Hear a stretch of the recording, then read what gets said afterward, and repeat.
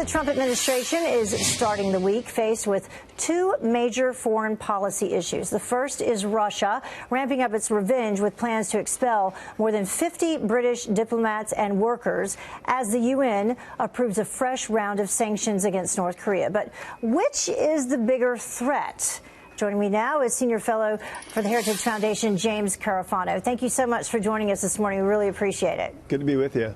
So let's begin with what Senator Lindsey Graham had to say in reference to what he believes President Trump should do in reference to Russia and North Korea. Listen. If I were Trump, I'd look at the Reagan playbook and economically isolate Russia. I think the problem is that Russia's running wild. This maximum pressure campaign against North Korea launched by the Trump administration, where the world is beginning to follow, has paid off. Here's the goal of the negotiations: to make sure that North Korea gives up their nuclear program. All right. So what did you think about that? So I think on North Korea, the senator is exactly right.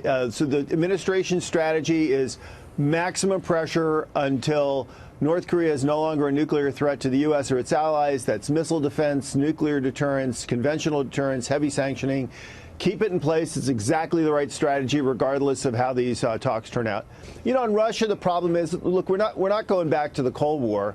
We're not going to have a hard sphere of distinction between Russia and the West. Russian economic connections, even despite the sanctions, they're there. But what the United States needs to do is what this administration is actually doing. If you look at U.S. policy, the last 2 years, it's actually the toughest we've been on Russia in over a decade. But do you think that there needs to be greater economic sanctions against Russia? We can actually put the screen up there for you. Russia has expelled diplomats at this point from 25 different countries, those countries that stood beside Great Britain. Is there more that we can do?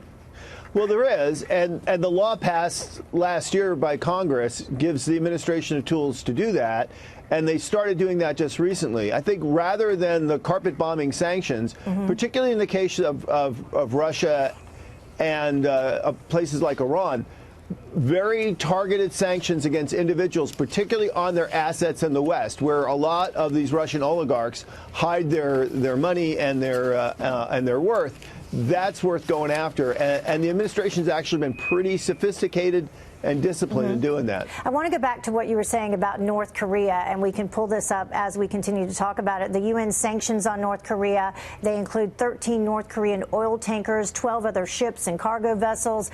2 other North Korean vessels have been hit with a global assets freeze. 21 shipping companies, 12 North Korean firms blacklisted, along with this Taiwanese businessman. Now, this is different because it's UN sanctions.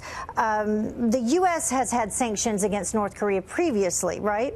Yeah, so let me tell you what's important about this is, you know, people often say that North Korea is the most heavily sanctioned country on the planet.